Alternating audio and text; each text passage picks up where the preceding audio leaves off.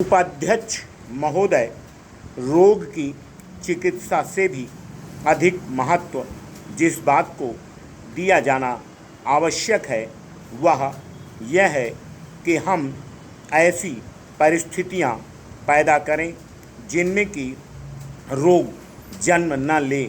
और मुझे यह कहते हुए खेद होता है कि हमारा स्वास्थ्य मंत्रालय इस पहलू की ओर ध्यान देने में पूर्णतया असफल रहा है।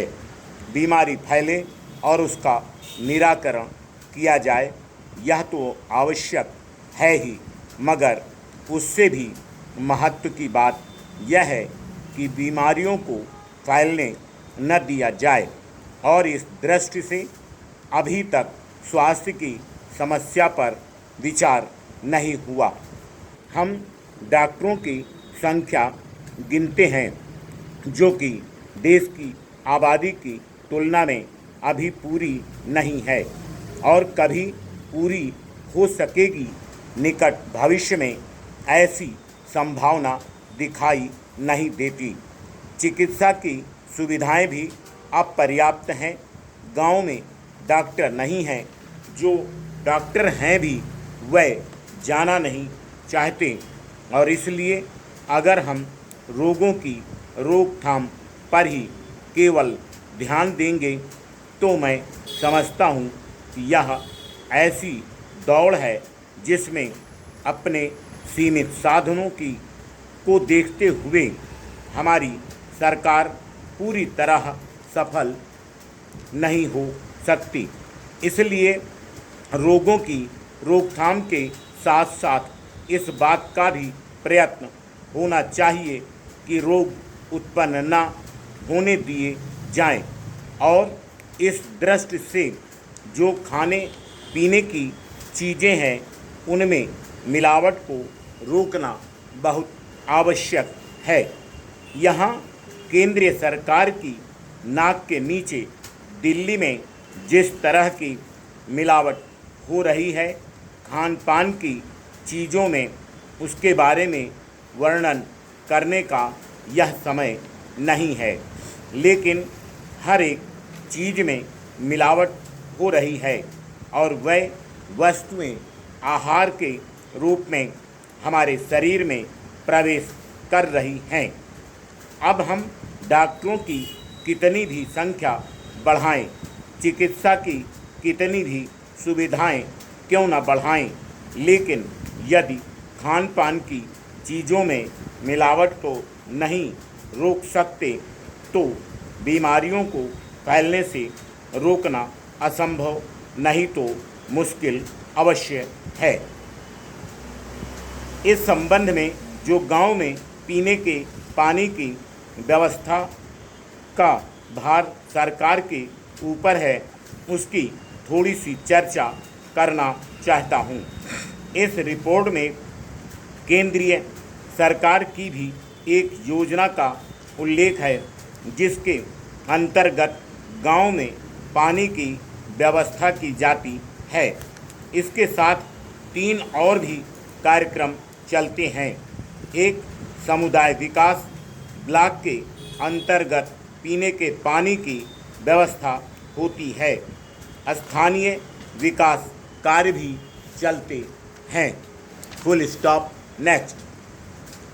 महोदय, इसलिए मैं यह कहना चाहता हूँ कि हमारे देश की अर्थव्यवस्था बहुत कठिन परिस्थिति में है और हमारा निर्यात भी इतना अच्छा नहीं है। वित्त मंत्री महोदय, आप वाणिज्य मंत्री रह चुके हैं और आप निर्यातों की कार्यप्रणाली से परिचित हैं। निर्यात आयात से कम है। आयात और निर्यात के बीच बिल्कुल संतुलन नहीं है।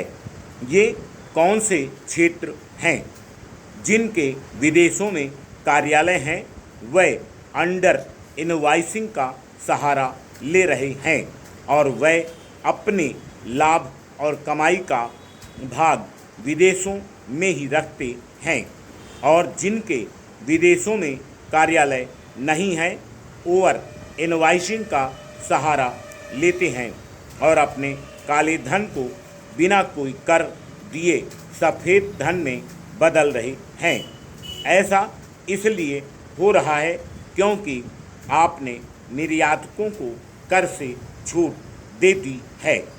प्रत्येक सरकारी विभाग में इस बात के मामले हैं कि खाली माल डिब्बे विदेशों में भेजे गए हैं। हवाला कांड के माध्यम से काफ़ी मामलों में काले धन को सफ़ेद धन में बदला गया है। ये कर योग्य स्रोत थे। इन स्रोतों से आपको आयकर और निगमित कर की वसूली हुई होती, लेकिन ये चीज़ें पहले की तरह लगातार जारी हैं। यदि आप विचार और हिसाब लगा सकते हैं तो कृपया इस बात का हिसाब लगाएं कि विभिन्न मंत्रालयों, निर्यात घरानों और अन्य संस्थानों के इस तरह के स्विच प्रबंधन के कारण राजकोष को कितना नुकसान हुआ है।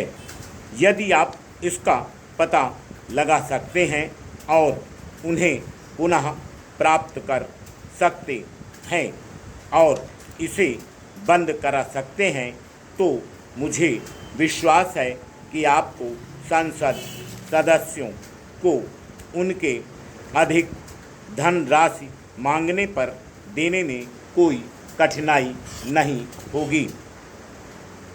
महोदय, न्यूनतम वैकल्पिक कर के प्रश्न पर मुझे आश्चर्य होता है और सच पूछें तो मैं वित्त मंत्री के इस तर्क से सहमत नहीं हूं कि यदि कंपनियां अपनी लेखा बहियों में अधिक मूल्यह्रास राशि का प्रावधान करती हैं तो उन्हें कम भुगतान करना होगा।